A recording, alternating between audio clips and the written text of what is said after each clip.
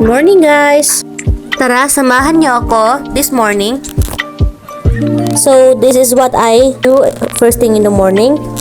Magsasaing muna ako ng kanin para sa breakfast.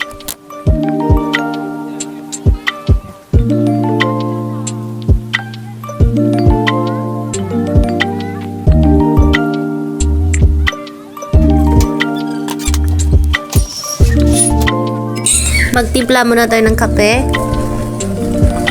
I prefer to drink Nescafe Classic, yung nasa stick. Anyway, it's 9 in the morning. Late na kami nagising.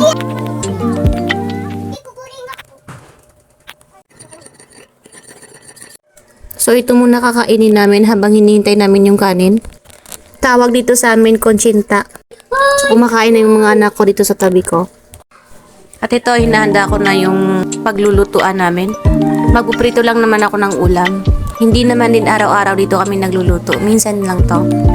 Sa labas nga lang pala to ng bahay namin. Naubusan kasi kami ng kasul. Maglagay lang tayo ng mantika. Kay init naman po ng kalaha. Ano nga bang tawag dito sa Tagalog? Nakalimutan ko kasi. Dito kasi sa amin sa Iligan City, kalaha ang tawag dito. Or in Maranao, kara. Ewan ko ba yung mukha din naman tong kaldero. So ito nga pala, piniprito ko lang yung beef loaf.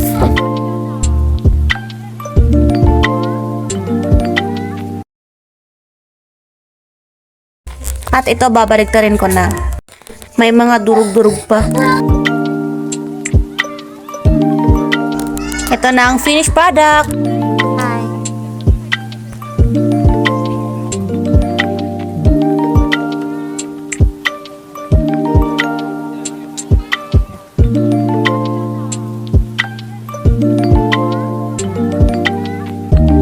Bismillah. Bismillah.